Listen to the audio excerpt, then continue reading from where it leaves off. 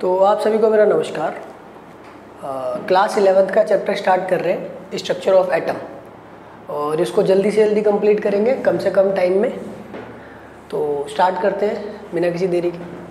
तो हमने कहाँ से पढ़ना है? देखो, स्ट्रक्चर ऑफ एटम की कहानी आप 9th क्लास से ही पढ़ते आ रहे हो। 9th क्लास में आपका चैप्टर 4 था स्ट्रक्चर ऑफ एटम, वहाँ पर आप पढ़ते थे, है ना। तो जब एटम की डिस्कवरी हुई तो उसके अंदर चीज़ें खोजने की बात आई कि जब लोगों को पता लगा कि एटम सबसे छोटा पार्टिकल होता है जिसके और टुकड़े नहीं किए जा सकते। ये बात हमें किसने बताई थी? डाल्टन ने। लेकिन बाद में पता चला नहीं, एटम सबसे स्मॉलेस्ट पार्टिकल नहीं है, उसके अंदर भी उससे भी छोटी चीज़ें कुछ हैं जिनको हम क्या कहते हैं? सब atomic particles, electron, proton and neutron. जब हमें पता लग गया कि एटम के अंदर इलेक्ट्रॉन, प्रोटॉन, न्यूट्रॉन है तो फिर यही खोज चालू हुई कि भाई अगर इलेक्ट्रॉन, प्रोटॉन, न्यूट्रॉन है तो उनका मोशन क्या है, क्या वो रुके हुए हैं, वो एटम के अंदर किस जगह पर होते हैं, कैसे रोटेट करते हैं या रुके हुए रहते हैं, क्या उनका मोशन है, ये सब उनके बारे में जानने की क्यूरियोसिटी हुई लोगों के अंदर। ठीक, तो उन्हीं सब बातों को एक्सप्लेन करने के लिए लोगों ने डिफरेंट मॉडल्स दिए। ठीक, तो वही हम इस चैप्टर में पढ़ते हैं। तो एटम के बारे में हम लोग पढ़ते हैं। और एटम क्या है? Atom is the smallest particle, सबसे छोटा स्टेज आ जाता है डाल्टन के अकॉर्डिंग, लेकिन उससे भी छोटे पार्टिकल होते हैं। ठीक, तो एटम के बारे में पढ़ रहे हैं तो आपको पहले टेबल याद करनी होगी। देखो, सब कुछ आपको याद नहीं करना होता है, जो जो चीज़ें मैं बताऊंगा वही चीज़ें याद करनी होती है। ठीक है, तो आप ये टेबल याद करेंगे, इस टेबल को आपको याद रख लेना है। ठीक, इसमें क्या क्या मैंने बताया? सब एटॉमिक पार्टिकल्स। एटम के अंदर आपको क्या क्या मिलेगा? इलेक्ट्रॉन्स मिलेंगे, प्रोटॉन्स मिलेंगे एंड न्यूट्रॉन्स मिलेंगे। तीन चीज़ें मिलेंगी। इलेक्ट्रॉन की डिस्कवरी किसने करी? जे थॉमसन ने करी। इलेक्ट्रॉन नेगेटिव चार्ज पार्टिकल होता है, इस पे चार्ज कितना होता है? -1.62 × 10 -19 कूलम। इलेक्ट्रॉन पे मास कितना होता है? 9.1 × 10 -31 kg। ये कहाँ पे मिलते हैं? सर्कुलर ऑर्बिट्स में मिलते हैं। नेक्स्ट हमारे पास प्रोटॉन। प्रोटॉन की डिस्कवरी गोल्डस्टीन ने करी थी। कैसा चार्ज होता है? Positive charge. जो इलेक्ट्रॉन के चार्ज का मैग्नीट्यूड होता है वही होता है, बस साइन अलग होता है। मास 1.6 × 10 -27 kg होता है इसका। और ये कहाँ मिलता है? न्यूक्लियस के अंदर। सेम न्यूट्रॉन भी न्यूक्लियस के अंदर मिलता है, इसका मास भी ऑलमोस्ट सेम होता है, थोड़ा सा अंतर होता है लेकिन 2 डिजिट तक तो वैल्यू सेम ही होती है। ठीक, तो आप सेम ही याद रखो। इस पे कोई चार्ज नहीं होता। इसकी डिस्कवरी किसने करी थी? जेम्स चैडविक ने। तो ये टेबल आपको याद रखना है, बेसिक सारा इसमें इलेक्ट्रॉन, प्रोटॉन, न्यूट्रॉन के बारे में सारी डिटेल्स आ गई है। नेक्स्ट, जब इलेक्ट्रॉन, प्रोटॉन, न्यूट्रॉन की डिस्कवरी हो गई तो डिफरेंट मॉडल्स बताए गए जिससे कि इलेक्ट्रॉन, प्रोटॉन, न्यूट्रॉन का मोशन पता लग सके, पोजीशन पता लग सके, इन सब चीज़ों को जानने के लिए। तो इसी में सबसे पहले हमें किसने मॉडल बताया था? Thompson model. ये आप 9th में भी पढ़ के आए हो, ठीक है ना। तो इस पर हम ज़्यादा टाइम बिल्कुल वेस्ट नहीं करेंगे, बिल्कुल आगे बढ़ेंगे। गलत ही था तो इस पर हम बिल्कुल नहीं पढ़ेंगे, ठीक है ना। तो अब तो कोई पूछता भी नहीं है। वाटरमेलन मॉडल भी कहते थे, प्लम पुडिंग मॉडल अगर आपको याद हो थोड़ा बहुत, कि एटम पॉजिटिव चार्ज स्फीयर था, उसमें इलेक्ट्रॉन्स किसी किसी जगह पे प्रेजेंट होते हैं, ठीक है ना। तो ये बिल्कुल गलत था, इसलिए इसको नहीं पढ़ेंगे, बकवास है। हम लोग आएंगे सीधा रदरफोर्ड मॉडल पे। रदरफोर्ड मॉडल में क्या था? रदरफोर्ड मॉडल पे हमने क्या यूज़ किया था? गोल्ड फॉइल यूज़ करी थी। गोल्ड फॉइल पे अल्फा पार्टिकल्स फेंके थे। क्या फेंके थे? Alpha particles. कई बच्चों को तो अल्फा पार्टिकल्स नहीं पता होते क्या होते हैं। तो अल्फा पार्टिकल कुछ नहीं होते, He+2 को कहते हैं। अगर आप हीलियम से 2 इलेक्ट्रॉन्स निकाल लो तो वो क्या बन जाएंगे? He2+, जिन्हें हम क्या कहते हैं? Alpha particle. अल्फा पार्टिकल फेंके तो उन्होंने डिफरेंट ऑब्जर्वेशंस मिली। क्या मिली? कि ज़्यादातर अल्फा पार्टिकल तो सीधे जा रहे थे, कुछ स्मॉल एंगल पे बेंड हो गए, और कुछ लाखों हजारों में एक आधा रिबाउंड बैक कर गया। रिबाउंड का मतलब जैसे गया वैसे ही वापस आ गया। ठीक, तो रिबाउंड बैक कर गया। तो ये सब ऑब्जर्वेशन मिली, इसी के बेसिस पे उन्होंने क्या दिया? अपना मॉडल दिया। तो मॉडल आपको थोड़ा बहुत पता होना चाहिए। रदरफोर्ड मॉडल में यही था। रदरफोर्ड ने बताया कि हो ना हो, जो एटम होता है, एटम स्फेरिकल होता है और इसका जो चार्ज और मास होता है वो सेंटर में होता है। सेंटर में एक बहुत छोटी सी जगह होती है, सेंटर में एक बहुत छोटी सी जगह होती है जहाँ पे सारा का सारा एटम का चार्ज और मास लोकेटेड होता है, जिसे हम क्या कहते हैं? न्यूक्लियस। तो इसने ये जो सेंटर को क्या बोला? न्यूक्लियस। एटम में एक छोटा सा सेंटर होता है जिसमें हम क्या कहते हैं? जिसको हम न्यूक्लियस कहते हैं। और इसके अंदर आपको क्या मिलते हैं? सारे के सारे प्रोटॉन एंड न्यूट्रॉन्स मिलते हैं। प्रोटॉन और न्यूट्रॉन तो इसी में आ गए। अब आपके क्या बचे? सिर्फ और सिर्फ इलेक्ट्रॉन्स। तो इलेक्ट्रॉन्स क्या होते हैं? इसके चारों तरफ ऐसे सर्कुलर ऑर्बिट्स होते हैं, उनमें इलेक्ट्रॉन्स घूम रहे होते हैं, गोल गोल, है ना। यहाँ पे इलेक्ट्रॉन्स ऐसे, तो इनमें क्या घूम रहे होते हैं? इलेक्ट्रॉन्स घूम रहे होते हैं। इसीलिए मैंने पोजीशन क्या बताई? देखो, न्यूक्लियस बताई थी प्रोटॉन और न्यूट्रॉन की, और इलेक्ट्रॉन्स की क्या बताई थी? Orbits. Just similar to solar system. Solar system में आपने देखा होगा सन के अराउंड चारों तरफ प्लैनेट्स घूम रहे होते हैं। सेम वैसे ही कुछ इसकी भी पिक्चर है, न्यूक्लियस के अराउंड इलेक्ट्रॉन्स घूम रहे होते हैं। ये इन्होंने बताया, ठीक है। तो जैसे इन्होंने बताया कि इलेक्ट्रॉन घूम रहे होते हैं, वहीं फंस गए, ठीक है। तो अब according to classical mechanics next आता है इसका रदरफोर्ड, है ना। रदरफोर्ड का ड्रॉबैक आता है कि भाई ये फेल क्यों हो गए, क्या गलती हो गई इनसे जो ये फेल हो गए। तो इनके फेल होने का रीज़न क्या था?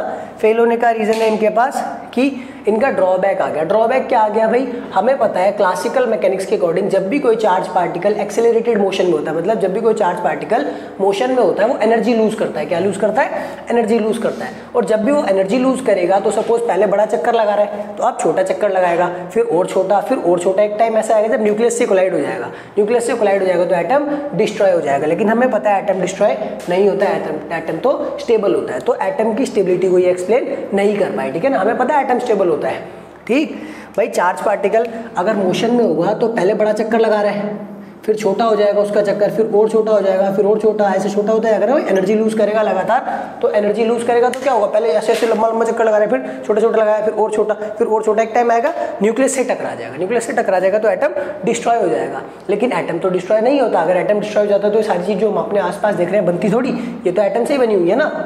तो एटम तो स्टेबल होता है। तो ये नहीं बता पाते कि एटम स्टेबल क्यों होता है, ठीक है। और अगर इन्होंने, तो कुछ बच्चे सोचते हैं कि सर एटम को अगर हम इलेक्ट्रॉन्स को अगर हम रेस्ट पे ले देते तब तो और बड़ी गलती हो जाती है। अगर इलेक्ट्रॉन्स को रेस्ट पे ले देते तो ये यहाँ पे प्रोटॉन बहुत सारे होते हैं, 10 15 जितने एटॉमिक नंबर होता है डिपेंडिंग है ना, उतने प्रोटॉन्स होते हैं, वो तो और जल्दी खींच लेगा। अगर भाग रहे हैं तो थोड़ा देर भी लगेगी खींचने में, थोड़ा मुश्किल होगा। लेकिन अगर भाग नहीं रहे, एक ही जगह पे इलेक्ट्रॉन रुके हुए तो फिर प्रोटॉन न्यूक्लियस और जल्दी उनको खींच लेगा और जल्दी डिस्ट्रॉय हो जाएगा, ठीक है ना। तो इसलिए मोशन में बताया है। तो यही इनका ड्रॉबैक आ गया था, यही बोर्ड सुलझाएंगे, ठीक है। तो ड्रॉबैक आप याद रखना, ये इंपॉर्टेंट है। ड्रॉबैक क्या था? अकॉर्डिंग टू क्लासिकल मैकेनिक्स के अकॉर्डिंग जब भी कोई charge particle, electron is a charge particle, उस पर चार्ज है, जब भी कोई चार्ज पार्टिकल मोशन करेगा, मूवमेंट करेगा, मोशन में होगा, वो लगातार एनर्जी लूज करेगा। जैसे आप भागते हो आपकी एनर्जी कम होती है ना, आप थकते हो, वैसे इलेक्ट्रॉन भी चार्ज पार्टिकल है, वो मोशन में होगा तो एनर्जी लूज करेगा। एनर्जी लूज करेगा तो धीरे धीरे उसका जो सर्कल है वो छोटा होने लगेगा। छोटा होगा तो एक टाइम पे न्यूक्लियस से टकरा जाएगा और एटम डिस्ट्रॉय हो जाएगा, ठीक। लेकिन एटम डिस्ट्रॉय नहीं होता, तो ही fails to explain the stability of an atom. Rutherford atom की स्टेबिलिटी बताने में फेल हो गए, ठीक है। तो ये आपको ध्यान रखना बहुत अच्छे से। रदरफोर्ड मॉडल की ड्रॉबैक, और बाकी कुछ नहीं करना है। तो मॉडल्स वगैरह आप 9th में पढ़ के आए हो सब, इसलिए मैंने ज़्यादा टाइम इस पे वेस्ट नहीं किया है, ठीक है ना। तो आपको सीधे अब 11th के पोर्शन पे आना है कि 11th में आपको क्या पढ़ना है। तो 11th में आपको एटॉमिक नंबर को आप Z से डिनोट करते हो, ठीक। Z और एटॉमिक नंबर का फॉर्मूला क्या होता है? जितना नंबर ऑफ प्रोटॉन्स होते हैं उतने एटॉमिक नंबर होता है और उतने ही नंबर ऑफ इलेक्ट्रॉन्स होते हैं ना न्यूट्रल एटम। न्यूट्रल मतलब उस पर कोई चार्ज ही नहीं होना चाहिए, ठीक है ना। तो कभी भी आपको अगर आपको किसी एटम का एटॉमिक नंबर पता है तो आपको उसके इलेक्ट्रॉन भी पता लग गए, प्रोटॉन भी पता लग गए, ठीक। तो जितना एटॉमिक नंबर होता है उतने इलेक्ट्रॉन होते हैं, उतने ही प्रोटॉन होते हैं। तो ये फॉर्मूला आपको याद रखना है, ठीक। एटॉमिक नंबर किसके बराबर होता है? नंबर ऑफ प्रोटॉन्स और number of electrons. Mass number किसके बराबर होता है? जितने भी प्रोटॉन है और न्यूट्रॉन है उनको जोड़ दो, प्रोटॉन और न्यूट्रॉन के सम के बराबर होता है। ये फॉर्मूला आपको याद रखना है। इनके ऊपर न्यूमेरिकल्स आएंगे, ठीक। तो न्यूमेरिकल्स कराएंगे। आइसोटोप्स क्या होता है हमारे पास? आइसो वर्ड कभी भी आपके पास आए तो आइसो वर्ड का मतलब आप हमेशा समझ लेना, यहाँ पे कुछ ना कुछ सेम है, ठीक। आइसो वर्ड का मतलब कुछ ना कुछ सेम। आइसोटोप्स में क्या सेम होता है? Same atomic number but different mass number. ऐसी स्पीशीज जिनका एटॉमिक नंबर सेम हो लेकिन मास नंबर अलग हो, हम क्या कहते हैं? आइसोटोप्स। इसके एग्जांपल जैसे हाइड्रोजन के आपने 3 आइसोटोप्स सुने होंगे, प्रोटियम, ड्यूटेरियम, ट्रिटियम। देखो सबका एटॉमिक नंबर 111 है, एटॉमिक मास 123 है, ठीक। तो ये रिप्रेजेंटेशन करने का तरीका होता है। किसी भी एलिमेंट को रिप्रेजेंट करते हैं तो यहाँ पे उसका क्या लिखते हैं? सिंबल, ठीक है ना। इधर हम लिखते हैं उसका एटॉमिक नंबर Z, यहाँ पे हम लिखते हैं एटॉमिक मास, ऊपर सबस्क्रिप्ट में लिखते हैं एटॉमिक नंबर, सुपरस्क्रिप्ट में लिखते हैं एटॉमिक मास, और यहाँ पे हम लिखते हैं उसका चार्ज। अगर उस पर कोई चार्ज प्रेजेंट है तो वो लिख देते हैं, ठीक। तो ये रिप्रेजेंट करने का तरीका है किसी भी एलिमेंट को, ठीक है। ये एलिमेंट का सिंबल हो गया, नीचे जो होता है ये एटॉमिक नंबर होता है और ऊपर जो होता है वो एटॉमिक मास होता है। तो आप सबका देख सकते हो एटॉमिक नंबर 111 है और एटॉमिक मास 123, सबके अलग है ना। तो एटॉमिक नंबर सेम है, एटॉमिक मास अलग है। कार्बन का देखो C12, C13, 14, कार्बन का सबका एटॉमिक नंबर सेम है लेकिन एटॉमिक मास तीनों का अलग है। तो ये क्या हो गए? तीनों आइसोटोप्स हो गए, ठीक। जो चीज़ें मैं याद करने को बोलूँगा वो याद रखना है, ठीक है। ऐसे फॉर्मूले या वो ये बहुत बेसिक है, ठीक है ना। तो ये ऐसे एग्जाम में इनसे क्वेश्चन नहीं आएगा लेकिन नॉलेज के लिए आपको पता होना चाहिए। आइसोबार क्या होता है हमारे पास? आइसो वर्ड आ रहा है, फिर से कुछ ना कुछ सेम होगा। आपकी बार क्या सेम होता है? मास नंबर सेम होता है और एटॉमिक नंबर अलग होता है, ठीक। मास नंबर सेम, जैसे आपने देखा होगा आर्गन और कैल्शियम। आर्गन का देखो मास 40 होता है, कैल्शियम का मास 40 होता है, लेकिन एटॉमिक नंबर एक का 18 है, एक का 20 है। तो एटॉमिक नंबर अलग है, एटॉमिक मास सेम है। नेक्स्ट हमारे पास आते हैं आइसो इलेक्ट्रॉनिक स्पीशीज। तो आइसो इलेक्ट्रॉनिक स्पीशीज क्या होते हैं, आइसो वर्ड आ रहा है फिर से, और इलेक्ट्रॉन्स के आगे लग रहा है तो सेम नंबर ऑफ इलेक्ट्रॉन्स, इसमें क्या होगा सेम नंबर ऑफ इलेक्ट्रॉन। ऐसी स्पीशीज जिसमें इलेक्ट्रॉन सेम होते हैं। तो अगर आपको अभी याद हो, देखो इनमें इलेक्ट्रॉन सब में सेम है। नाइट्रोजन की बात करें तो नाइट्रोजन का एटॉमिक नंबर होता है 7, तो इसमें इलेक्ट्रॉन भी होंगे 7, ठीक। लेकिन 3 माइनस, माइनस का मतलब ये एनायन, एनायन का मतलब इसने 3 इलेक्ट्रॉन ले रखे हैं। 7 इलेक्ट्रॉन पहले थे, 3 ले लिए, तो अब कितने हो गए, 10 हो गए, है ना। जितना एटॉमिक नंबर होता है उतने ही प्रोटॉन होते हैं, उतने ही इलेक्ट्रॉन्स होते हैं, लेकिन न्यूट्रल एटम में, ठीक है ना। तो ये न्यूट्रल नहीं है, चार्ज है। जैसे ऑक्सीजन का एटॉमिक नंबर आप सबको पता है 8 होता है, तो इसमें इलेक्ट्रॉन कितने होंगे, 8 प्लस 2, 2 ले लिए, 2 माइनस है ना, इस पर भी 10। क्लोरीन पर 9 होते हैं, 9 प्लस 1 10, ऐसे आप सबके निकाल सकते हो। इसमें 10 ही है, इसमें इसका एटॉमिक नंबर 11 होता है, प्लस का मतलब एक दे दिया, तो इस पर कितने हो गए 10, है ना। इस पर भी 10, 2 दे दिए, इसने 3 दे दिए, 13 में से 3 दे दिया, तो सब पे 10 10 10 इलेक्ट्रॉन्स है, ठीक,